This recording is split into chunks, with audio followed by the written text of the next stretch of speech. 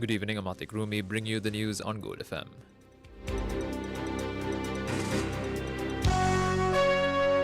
The news headlines on Gold FM.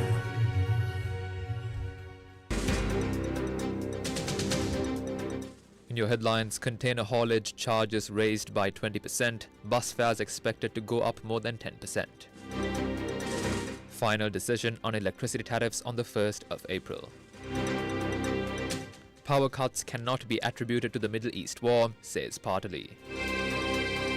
Trump's strategy in Iran is weird, says analyst, urges allies not to support reckless war crimes. Iran MP says $2 million required for Hormuz passage. Kingswood tastes big match victory after 68-year drought.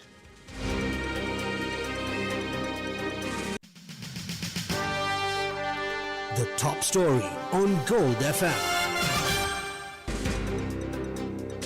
A cabinet memorandum is submitted for the cabinet meeting scheduled for tomorrow to seek approval for the implementation of the bus fare increase. According to the National Transport Commission, further actions will be taken following the receipt of that cabinet approval.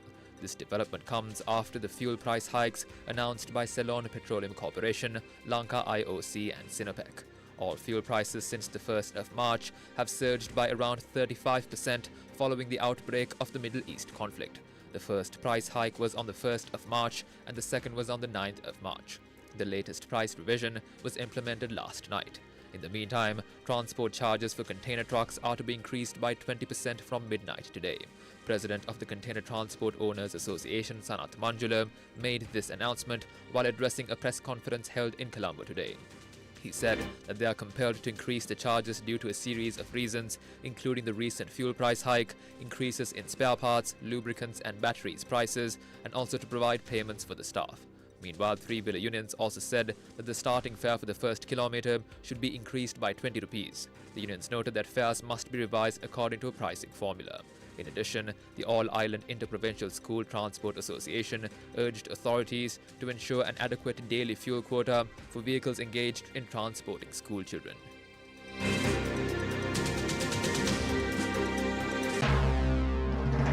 This is the local news on Gold FM.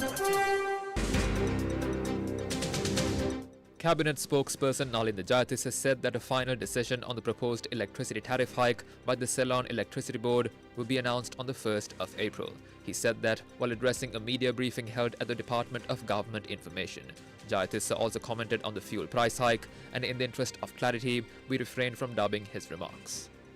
මේ මොහොතේදී ඒ ඉහළ මිල වැඩිවීම එක පැත්තකින් ආණ්ඩුව යම් කොටසක් දරාගෙන තිබෙනවා සමාගම් යම් කොටසක් දරාගෙන තිබෙනවා අනිත් පැත්තෙන් ජනතාව මත මේ මිල වැඩිවීමේ යම් කොටසක් පනවන්න සිදු වෙලා තිබෙනවා ඒ අනුව ඩීසල් ලීටරයකට රුපියල් 100ක් රජය මගින් දරාගෙන තිබෙනවා පෙට්‍රල් ලීටරයක රුපියල් 20ක් රජය මගින් දරාගෙන තිබෙනවා ඒ සඳහා මාසයකට රුපියල් බිලියන 20ක් මිලියන 20000ක් රජය මගින් දරනවා රජයට පමණක් මේ බර දරා ගන්න සිදු වුණොත් අපට අවුරුද්දකට අමතර වශයෙන් ඩොලර් බිලියන 1.5ක අමතර වැයබාක් දරන සිදු වෙනවා. යුද්ධය හෙට අවසන් වුණා. තෙල් නිෂ්පාදන යටිතල පහසුකම් වලට එල්ල වෙලා තිබෙන බලපෑම අනුව අපේ ආර්ථිකයට යුද්ධයෙන් වල බලපෑම එක රැයින් එක මොහොතින් අවසන් වෙන්නේ නැහැ. මෙවැනි අවස්ථාවකදී අපි ජනතාවගේ යලි යලි ඉල්ලන්නේ පරිභෝජන සීමා කිරීම සඳහා කටයුතු කළ යුතුමයි. අප්‍රේල් 1 වෙනිදා වෙනකොට විදුලි බිල වැඩිවීම සම්බන්ධයෙන් තීන්දුවක් මහජන උපයෝගිතා කොමිසම් ප්‍රකාශයට පත් කරයි. ළඟ ළඟ තෙල් මිල වැඩි කිරීමේ කිසිම සූදානමක් නැහැ. බලාපොරොත්තු වෙනවා යම් ප්‍රමාණයකට මේ තත්ත්වය සමහන් වේවි කියලා ඉදිරි සති කිහිපය ඇතුළත අපි එක තමයි සුබවාදී බලාපොරොත්තුව. මොකද එහෙම නොකළොත් මේ මාසේ 1 වෙනිදාට යෙදෙන මිල වැඩිවීමේදී දරාගත නොහැකි මිල වැඩිවීමක් කරන්න සිදු වෙනවා. Chairman of the Ceylon Petroleum Corporation, DJ Rajakaruna, also attended the media briefing and shared views on the prevailing fuel situation. පළවෙනි බෝම්බ එක ගහනකොටම ජනතාව පෝලිං වලට ගියා. ඒකේ ප්‍රතිඵලයක් හැටියට අපේ අර අඩුවට තිබිච්ච අපි ගෙනල්ලා තිබිච්ච සංචිත සම්පූර්ණ ඉවර වෙලා අපිට පළවෙනි දවස් 10 ඇතුළත මෙට්‍රික් ටන් 57000ක් ගිහිල්ලා තිබුණා ඩීසල්. පෙට්‍රල් ගිහිල්ලා තිබුණා 45000ක්. එතකොට ඒක දරා ගන්න බැරි වෙච්ච හින්දා තමයි ඊට පස්සේ අපිට වැඩිපුර ගෙන ආපු තෙල් වල වැඩි මිල වැඩි වෙච්ච ප්‍රීමියම් වගේ ලෝක වෙළඳපොලේ මිල වැඩි වෙච්ච තෙල් වලට තමයි අපි 10 වෙනිදා තෙල් මිල වැඩි කරන්න සිද්ධ වුණේ. මේ ගණනයන්ට අනුව පෙට්‍රල් ලීටරයක් හරියට නම් නම් 430ක් කොස්ට් වෙනවා දැන්. නමුත් 398කට විකුණන්නේ. එතකොට රුපියල් 32.72ක් පාඩු වෙනවා. ඩීසල් ලීටරයක් 586.56ක් කොස්ට් වෙනවා. අපි විකුණන්න තීරණය කරලා තියෙන 382කට. ඒකෙන් 204.56ක පාඩුවක් සිද්ධ වෙනවා. දැන් රැයට ඕගොල්ලන්ට ලයිට් එන්නේ මින් ඉදිරියට මේක අර්බුදේ හින්දා ඩීසල් වලින්. ඒතකොට ඩීසල් ලීටර එක මිල 140කින් වැඩි වෙලා. එතකොට සියලුම ජනතාව මේක හරියට තේරුම් අරන් එක ලයිට් එකක් හරි නිවලා. අර සයින් බෝඩ්ස් ටික නිවලා. පාරවල් වල තියෙන ලයිට් ටිකවත් නිවලා මේ අර්බුදයට එකතු වුණොතින් මං හිතන්නේ අපිට තව දුරටත් ඉස්සරහට යන්න පුළුවන්. අපිට ලබන මාසයේ කිසිම ගැටලුවක් නැතුව අපිට ගමන් කරන්න පුළුවන් තියෙනවා. ඒක තහවුරු වෙලා තියෙනවා. තෙල් සැපයීමේ කිසිම ගැටලුවක් වෙන්නේ නැහැ. විදුලිය කැපීමේ අවශ්‍යතාවයක් වෙන්නේ නැහැ. දැවි තෙල් නමක් 12 පැමිණෙන හින්දා. Meanwhile, former Minister of Power and Energy Partli Jampik Ranawaka stated that any future power cuts should not be attributed to the Iran conflict, but instead to the present government. He expressed these views while participating in an event held in Nawalpita, and in the interest of clarity, we refrained from dubbing his remarks. ඇත්තටම මෙතන ප්‍රශ්න දෙකක් තියෙනවා. එකක් අපිට වළක්වන්න බැරි gulf කලාපයේ යුද්ධය. දෙක මේකට මුහුණ දීම සඳහා තියෙන අපේ කළමනාකරන හැකියාව. අපිට කිව්වේ නම් ආණ්ඩුව දවස් 40කට 60කට තෙල් තියනවා කියලා. එහෙමනම් දැන් රුපියල් 280 තිබිච්ච 300 තිබිච්ච තෙල් 500 කරනකොට වෙනත 498 කරනකොට මේ අපේ රටේ තිබිච්ච තෙල් නේද මේ ගණන්නක් ගන්න. අපේ ගබඩාවල තිබිච්ච තෙල් නේද මේ ගණන්නක් ගන්න. මොකද යුද්ධයෙන් පස්සේ සිපෙට්කෝ ආයතනයේ පළවෙනි තෙල් ටෙන්ඩරේ දැම්මේ මාර්තු 18 දවස් 18කට පස්සේ. ඒ තෙල් තාම ඇවිල්ලා නැහැ. ඒ කියන්නේ ගබඩාවල තිබිච්ච තෙල් වලට නේද මේ කළු කඩේ බදු ගහන්නේ. ඒක තමයි අපිට අහන්න තියෙන්නේ ජනාධිපතිගෙන්. ඔබතුමාම පාර්ලිමේන්තුවට ගිහිල්ලා කිව්වා. අපේ ඇමතුමාත් දන්නවා. ඇති වෙන්න තෙල් තියනවා කියලා. එහෙනම් ඇති වෙන්න තිබිච්ච තෙල් වලට නේද මේ බදු ගහන්නේ. මොකද අලුත් ටෙන්ඩරේ දැම්මේ දවස් 18කට පස්සේ. ඒක තෙල් තාම ආවේ නැහැ. The Colombo Municipal Council announced the resumption of vehicle parking fee collection starting at 6 a.m. tomorrow. Municipal Commissioner Palit Ananayakkara confirmed this decision following a meeting of the Stand-in Committee on Finance. Authorities previously suspended parking charges on the 18th of this month to manage extreme traffic congestion caused by long vehicle queues at fuel stations. With the temporary suspension now lifted, standard parking management and fee collection protocols return to all designated areas within the city limits.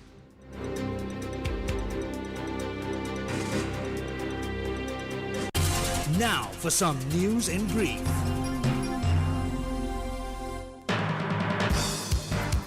Water levels in the Mao Sakale and Kalsuri reservoirs in the Central Highlands are falling rapidly due to severe dry weather conditions in the region.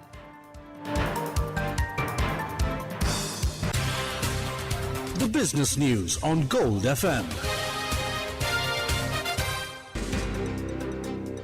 Volkswagen CEO Oliver Blume stated that Germany's automotive sector should learn from China's highly disciplined industrial planning. In an interview, Blume praised the structured approach and clear priorities found in Chinese manufacturing. Blume noted that Volkswagen now faces over 150 competitors in the Chinese market, driven by rapid innovation dynamics.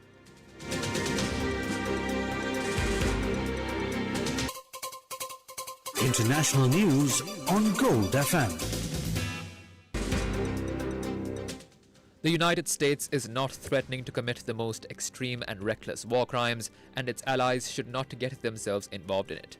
This is the view expressed by Rory Stewart, a former UK diplomat, politician and analyst. His comments come against a backdrop where US President Donald Trump threatened to attack Iran's power plants if freedom of navigation is not fully restored at the Strait of Hormuz within 48 hours. Iran, however, threatened to irreversibly destroy US-linked energy sites across the Middle East if its power plants are targeted.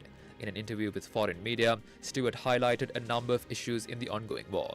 As far as the US's strategy of war in Iran is concerned, he is of the view that it is weird. That's clearly something that the US and Israel believed, which is why they killed Ayatollah Khamenei, the former supreme leader, and indeed his daughter-in-law and his wife and the rest of them. It's a very weird strategy. I'm struggling to think of any historical example where simply by killing the leadership, you spontaneously create a revolution. And it implies that they thought somehow that the Iranian regime was just about 5 or 6 people at the top or 50 people at the top who, if they remove them, they tried the same against Hamas, they've tried the same against Hezbollah. It implies that they don't fully understand that there will be, whether we like it or not, the majority of people may not like the regime, but there are millions of people who support it, who are in the Revolutionary Guard, in the Basij militia, in all bits of this, and that taking out the top people historically doesn't work. It's a very strange idea that it would. Stewart also had a message for the allies of the US. If you connect yourself to President Trump, you are in danger of connecting yourself to somebody who is now threatening the most extreme, reckless war crimes. But you do not want to be part of this. You do not want to be an ally with this Trump administration and this Israeli administration. If what they're genuinely saying is they're going to wipe out all the electricity infrastructure of Iran, who's getting punished? The Iranian people. What's going to happen? Drinking water is going to go. The hospitals are not going to function. You will end up indirectly with thousands of people dying who wouldn't otherwise die. This is not legitimate warfare. That's why you cannot be part of this. He also shared his thoughts on the UK allowing the US to use their bases. I think it was completely the wrong thing to do. The correct position was the position which Spain took from the beginning. If you don't agree with this war, you don't facilitate this war. In effect, what they've done is they have become, under international law, a party to this war. Once you start allowing the US to use your bases, and they're saying it's for very limited purposes, there's been some very, very good reporting on what's going on from those bases. It certainly doesn't look as though the US is using British bases for limited purposes. It looks pretty much as though the US are doing whatever they want with those bases. When quizzed on what could be the perception of Gulf states on the ongoing war, this is what he had to say.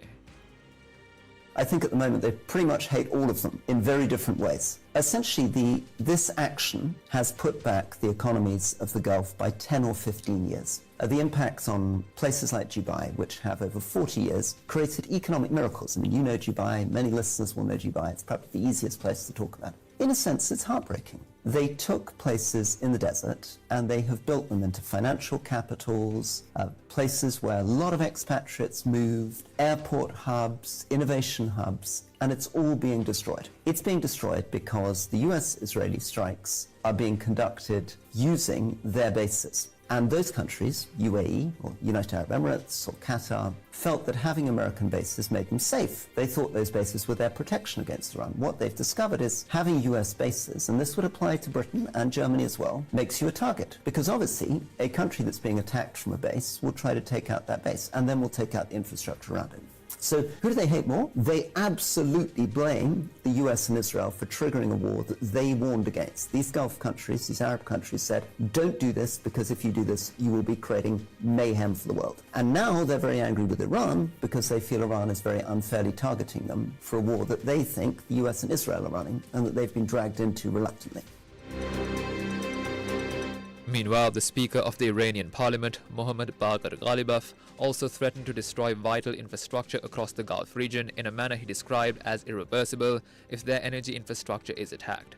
In a statement on social media, Ghalibaf declared that all regional energy and oil facilities now constitute legitimate targets. Against this backdrop, Iran's representative to the UN's International Maritime Organization says the Strait of Hormuz remains open to all shipping except vessels linked to Iran's enemies.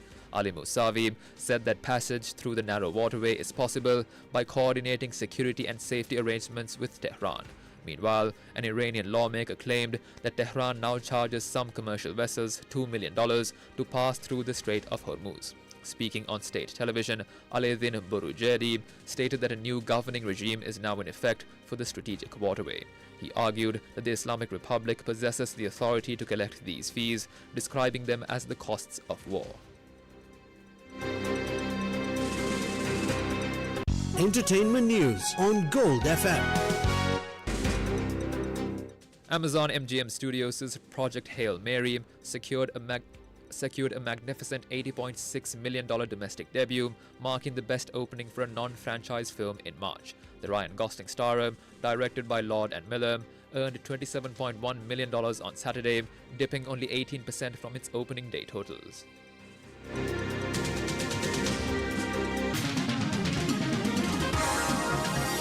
Sports news on Gold FM.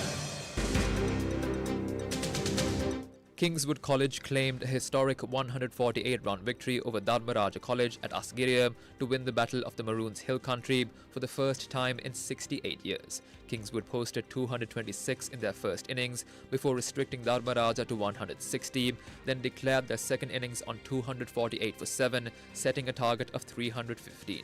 Dharmaraja were bowled out for 166 in their second innings, handing Kingswood a famous triumph in the 119th edition of the Hill Country Clash. Royal College, Isipathana College and Trinity College booked their places in the semi-finals of the Schools Rugby Knockouts 2026 with quarter-final victories today.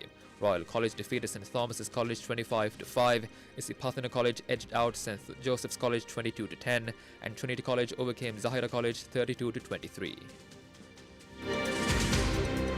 That's it for the news. I'm Atik Rumi. Have a great evening. The Total Request Weekend on your #1 retro station. Gold FM